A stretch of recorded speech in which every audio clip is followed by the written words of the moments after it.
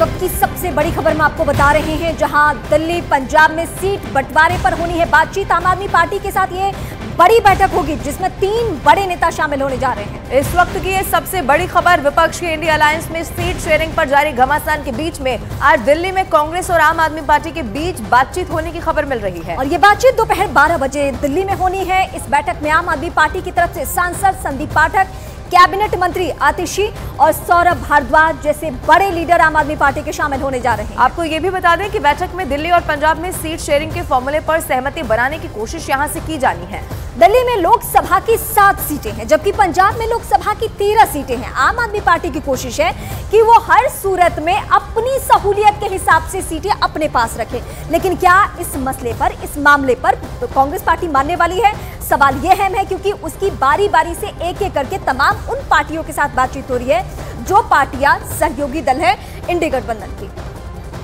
और कांग्रेस और आम आदमी पार्टी के बीच थोड़ी देर में बैठक अब बस शुरू ही होने जा रही है। बैठक में आम आदमी पार्टी की तरफ से सांसद संदीप पाठक, कैबिनेट मंत्री आतिशी और सौरभ भारद्वाज, ये 3 वो बड़े चेहरे आम आदमी पार्टी के, आतिशी, संदीप पाठक, सौरभ भारद्वाज, जो कि आम आदमी पार्टी की तरफ से अपना पक्ष रखने वाले हैं कि कौन सी सीट किसके पास रहनी चाहिए। आम आदमी पार्टी अपना पक्ष रखने वाली है। ये सीट शेयरिंग पर आम आदमी पार्टी और कांग्रेस की सबसे महत्वपूर्ण बैठक इस बीच में मानी जा रही है, जब पहले सीट शेयरिंग को लेकर बहुत खींचतान मची हुई है। अब ऐसे में ये 3 बड़े चेहरे आप देख लीजिए, आतिशी, संदीप पाठक, सौरभ भारद्वाज, जो इस पर मंत्रणा इसके बाद करने वाले हैं कि सीट शेयरिंग का फॉर्मूला क्या होना चाहिए। हालांकि ये भी तय है कि हर पार्टी की तरफ से, सिर्फ कांग्रेस या आम आदमी पार्टी नहीं, हर पार्टी अपने दावे को मजबूती के साथ पेश करने की इस बैठक के दौरान कोशिश इससे पहले भी हमने देखा है कि करती रही है। लेकिन ये बैठक कितनी सफल साबित होती है ये जरूर देखना होगा।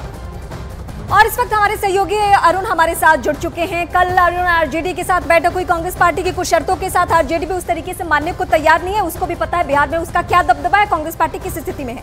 वही कमोबेश सूरत आम आदमी पार्टी के साथ है कि आम आदमी पार्टी को पता है कि कांग्रेस की तुलना में पंजाब और दिल्ली में हम कहां पे हैं। तो फिर कांग्रेस पार्टी किन शर्तों के साथ आगे बढ़ रही है?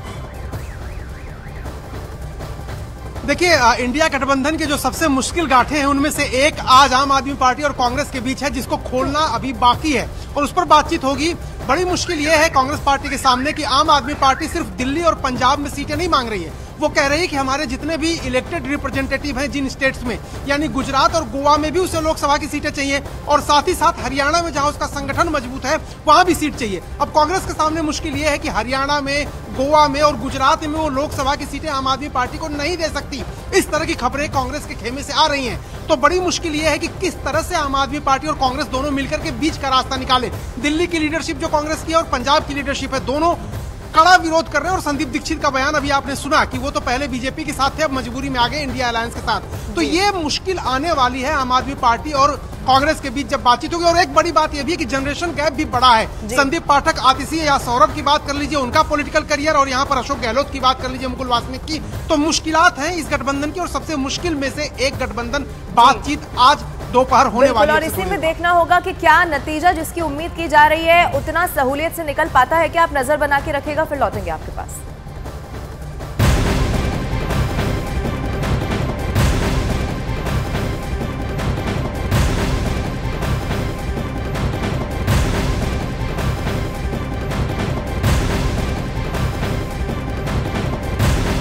आम आदमी पार्टी के नेता संदीप पाठक ने बैठक से पहले कहा कि आज सिर्फ दिल्ली और पंजाब की सीटों पर बातचीत नहीं होगी, बल्कि जहां जहां भी आम आदमी पार्टी का संगठन और इलेक्टेड रिप्रेजेंटेटिव है उन पर भी बातचीत की जाएगी।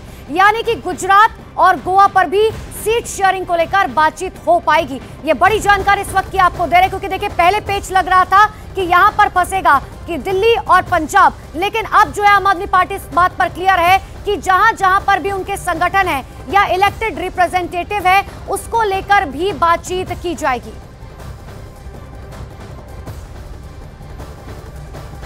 सारी जितने भी इम्पोर्टेंट स्टेट्स है जहाँ पे हमारे इलेक्टेड रिप्रेजेंटेटिव्स है और जहाँ पे ऑर्गेनाइजेशनल स्ट्रेंथ है, उन सारी स्टेट्स को, इम्पोर्टेंट क्रिटिकल स्टेट्स को लेकर बैठेंगे और सभी पे चर्चा होगी। निश्चित रूप से सारे पार्टनर सीरियस है और दी ओनली थिंग इज़ कि जितनी जल्दी हो जाए उतना अच्छा रहेगा। बाकी सही दिशा में जा रहा है मुझे लगता है। मैं सिर्फ इतना कहना चाह रहा हूँ कि आम आदमी पार्टी के जहाँ जहाँ पर भी ऑर्गेनाइजेशनल स्ट्रॉन्ग ऑर्गेनाइजेशनल और इलेक्टेड रिप्रेजेंटेटिव है, उन सभी इम्पॉर्टेंट और क्रिटिकल स्टेट्स को लेकर बैठेंगे।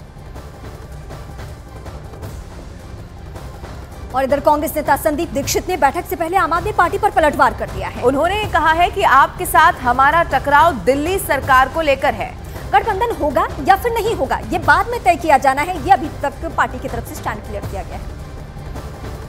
दिल्ली के तमाम कई लीडर्स ने अलग अलग मत इस बात पे रखे हैं। दिल्ली प्रदेश कांग्रेस का मत तो मुझे नहीं मालूम है क्या है, उसने तो ज़्यादातर इस पर ज़्यादा कुछ कहा नहीं है, लेकिन हम में से कुछ लोगों ने बार बार आम आदमी पार्टी पर अपनी तीखी प्रतिक्रिया भी कही है।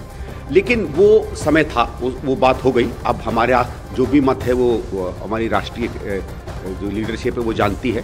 दूसरा, हमारा आम आदमी पार्टी से जो भी मतभेद हैं दिल्ली सरकार के मुतालिक ज़्यादा है। भारत सरकार में उनका कोई बहुत ज़्यादा रोल भी नहीं है, ठीक है, वो एक क्षेत्रीय दल है और उन्होंने भी तय किया है कि इंडिया अलायंस में वो साथ आएंगे और कांग्रेस पार्टी का साथ देंगे। तो जहाँ तक मेरा ख्याल है ठीक है भाई, इसमें स्वागत है। मेरी केवल ये आशा है कि अगर अलायंस होता है तो उसके जो डिटेल्स हैं वो जितनी जल्दी हो सके तय हो जाएं, क्योंकि फिर हम लोग भी जो इलाकों में कांग्रेस लड़ेगी अगर अलायंस होता तो हम लोग अपनी तैयारी पूरी कर सकें।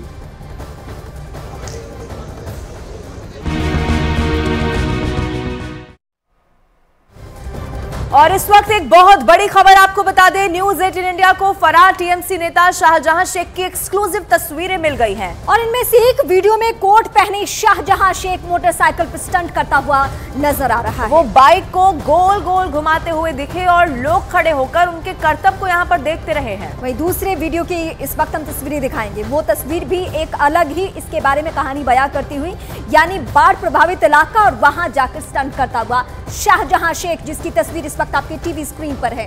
ये बाढ़ प्रभावित लोगों से मुलाकात करने नहीं बल्कि अपना रसूख दिखाने की कोशिश की जा रही है। लेकिन उनका दौरा करने का अंदाज भी देखिए एकदम अलग रहा। वो आराम से कार के बोनट पर बैठकर इलाके से गुजरते हुए इस तस्वीर में दिखाई दे रहे हैं, जो आपकी टीवी स्क्रीन पर एक्सक्लूसिवली हम आपको दिखा रहे हैं। इस दौरान वो रास्ते में पानी में डूबे लोगों को हाथ हिलाकर बाय भी करता नजर आया। ऐसा लग रहा था जैसे शाहजहां शेख बाढ़ के हालात और बाढ़ पीड़ितों की मदद के बजाय बाढ़ में सैर करने पहुंचे हो। और ये तस्वीरें अब इस वक्त आपकी टीवी स्क्रीन पर हम आपको दिखा रहे हैं। आपको ये भी बता दें कि इस वक्त शाहजहां शेख की तलाश की जा रही है, लेकिन अब ये दो तस्वीरें जो इस वक्त न्यूज 18 इंडिया के पास एक्सक्लूसिवली मौजूद हैं। एक तस्वीर में आप देखेंगे कि बाइक से वो अपना स्टंट करते हुए दिखाई दे रहे हैं, लोग वहां पर उनका एक करतब देख रहे हैं। और एक और तस्वीर जहां पर वो बाढ़ प्रभावित इलाके का दौरा करने का दावा किया जाता है, लेकिन ऐसा लग रहा था कि वो किसी सैर के लिए निकले हों।